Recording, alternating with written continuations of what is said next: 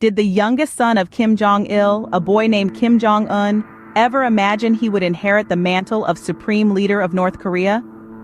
This is a journey that began on the 8th day of January 1983, within the walls of a luxurious palace in Pyongyang. A journey marked by privilege, scrutiny, and the weight of an ancestral legacy. From the start, Kim Jong-un was the chosen one, despite being the youngest of 3 sons. His childhood was a sheltered existence, far removed from the harsh realities of the world beyond North Korea's borders.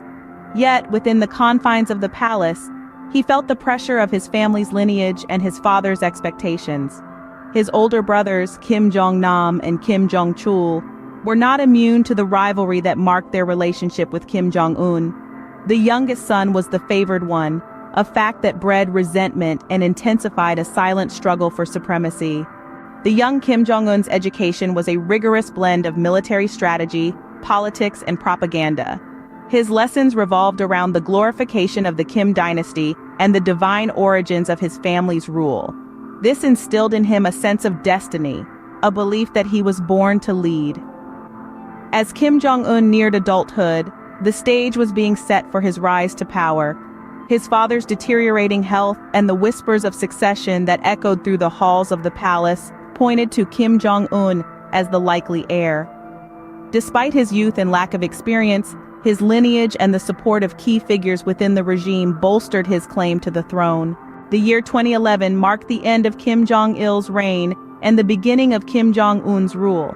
At the tender age of 28, he ascended to the position of supreme leader, stepping into the limelight with a blend of apprehension and determination. The early years of his rule were not without hurdles. Doubts were raised about his ability to lead, given his youth and inexperience. Kim Jong-un, however, swiftly asserted his authority. He eliminated potential threats and solidified his grip on power. His first few years in power were marked by audacious moves, the execution of his uncle, Jang Song-taek, and the testing of nuclear weapons. He proved himself a cunning strategist willing to resort to any means to hold on to power. The cult of personality surrounding Kim Jong-un was a cornerstone of his rule. Propaganda painted him as a benevolent leader, adored by his people and feared by his enemies. His image was omnipresent, reinforcing his godlike status. But behind this meticulously curated image, Kim Jong-un faced rising dissent and resistance. The impact of economic sanctions and international isolation led to widespread poverty and hardship.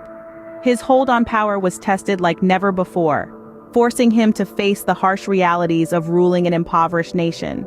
Today, as Kim Jong-un's reign enters its second decade, the future of North Korea remains uncertain. The country is isolated and impoverished, its people oppressed by a regime that is desperate to hold on to power.